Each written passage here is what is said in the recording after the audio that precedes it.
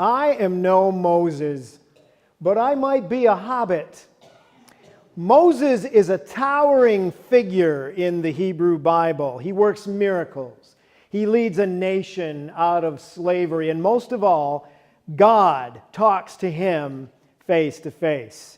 I am no Moses. Moses was out in the wilderness and hears the voice of God. How many of the prophets met God out in the wilderness? Happens in the Bible again and again. God tells Moses that he is standing on holy ground. I think one reason that this story has been kept and passed on is that we kind of hope God will say that to us too. You are on holy ground. Judaism says that the earth is holy because God made it. Christianity says that the earth is holy because God was born in a stable on earth and lived and died and rose from the dead here on earth. You are on holy ground. Now, Jewish rabbis love to tell stories. There is an old Jewish rabbinical story about the burning bush.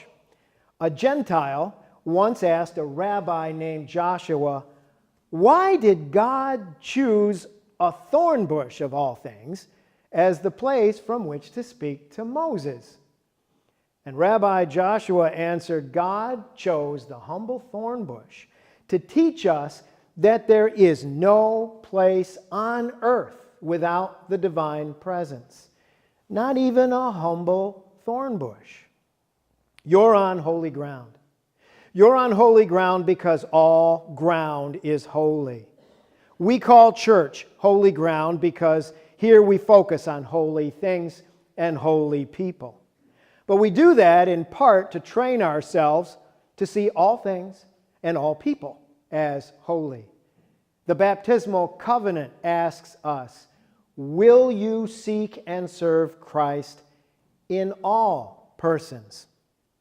You're on holy ground. I am no Moses, but I might be a hobbit.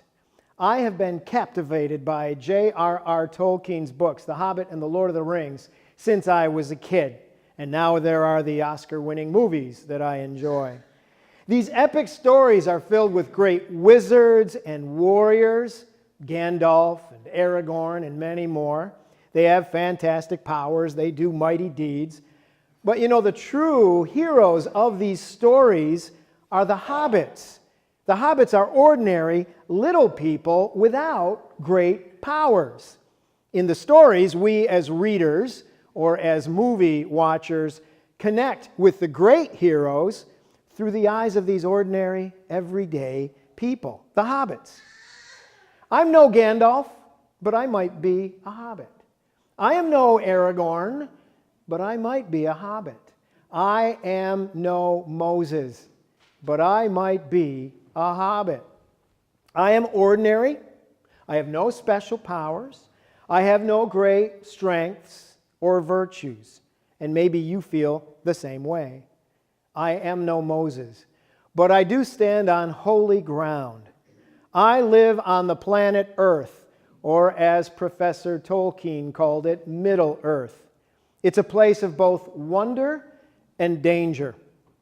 There are trees and stars and beauties here, and there are monsters and weapons and evils here. It's a place where ordinary people, like hobbits, like me, can cherish beauty and live with courage and faith and, above all, companionship. Hobbits delight in the simple things: food, walks, friendship, even brightly colored vests. Well, I can do that. I can savor the ordinary pleasures of each day. I think the little things in life are the big things.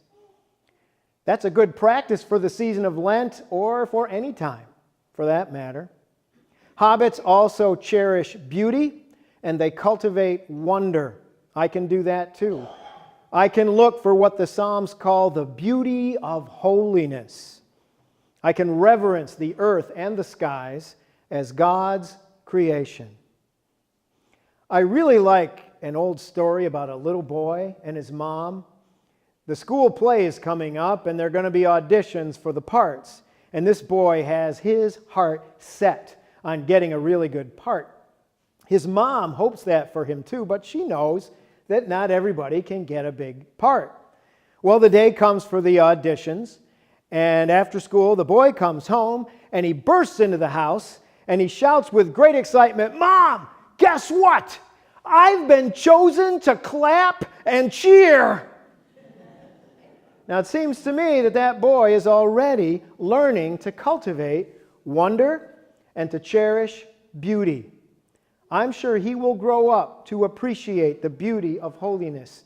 A kid like that will always be standing on holy ground. I'm no Moses, but I might be a hobbit. Hobbits follow a pretty good spiritual path. They delight in simple things. They put companionship at the center. They cherish beauty. They cultivate wonder. You might say that hobbits know how to stand on holy ground. If you've ever felt guilty because you know you can't be Moses, you might try being a hobbit.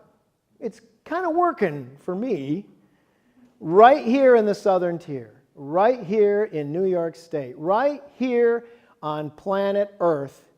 I am standing on holy ground. And so are you.